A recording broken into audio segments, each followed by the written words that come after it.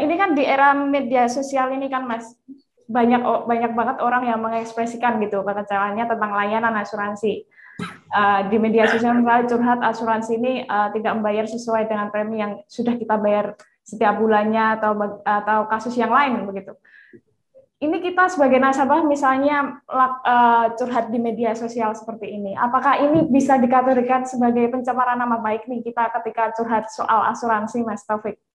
Oh, tentu saja tidak. Dan itu boleh-boleh saja.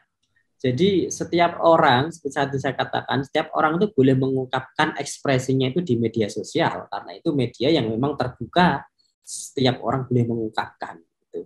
Cuman syaratnya adalah yang kita sampaikan itu adalah fakta-fakta yang nyata, yang real, yang memang itu terjadi pada diri kita. Jangan sampai kemudian kita mengungkapkan sesuatu yang itu hanya asumsi kita, ternyata dalam perjanjian nggak seperti itu. Nah, itu nanti berarti kita menyebarkan hoax.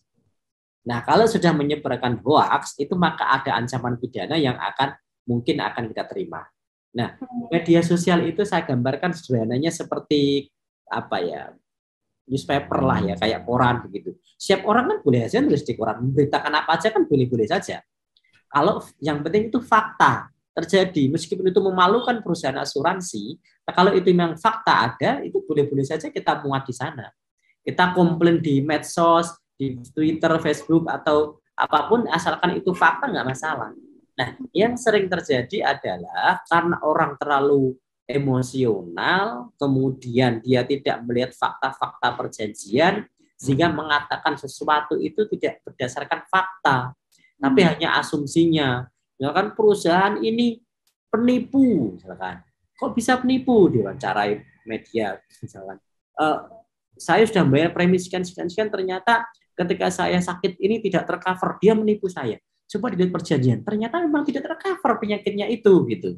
Itu kan malu sendiri dia nanti, dan itu kena pencemaran nama baik karena mengatakan penipu, padahal bukan penipu. Nah, di situ yang jadi persoalan. Maka sebelum Tribuners sekalian itu curhat ke medsos, saya sarankan untuk dilihat dulu. Yang saya sampaikan ini kira-kira benar enggak? Dipikir kalau kemudian saya diklarifikasi ini, misalkan saya komplain perusahaan A, kalau A mengklarifikasi saya punya jawaban apa, saya punya bukti apa, perjanjian saya ada enggak, itu harus disiapkan semuanya.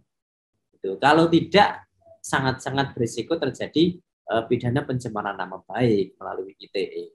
Nah, makanya sekali lagi dalam dunia asuransi ini perjanjian itu menjadi kunci utama untuk kemudian kita melakukan komplain atau keberatan-keberatan apapun. Termasuk ketika kita ke medsos, itu menurut saya sebenarnya positif dalam hal kita memberikan edukasi kepada masyarakat supaya tidak ada lagi korban-korban seperti kita misalkan yang sudah mengalami ini gitu. Cuman sekali lagi dengan data yang benar.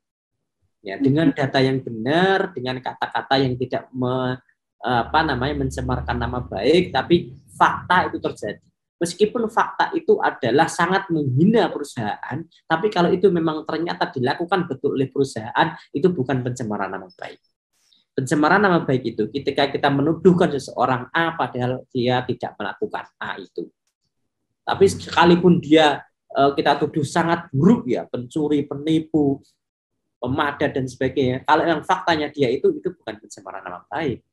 Faktanya dia melakukan itu bukan pencemaran, itu kenyataan, dan itu boleh-boleh saja kita sebarkan di media sosial.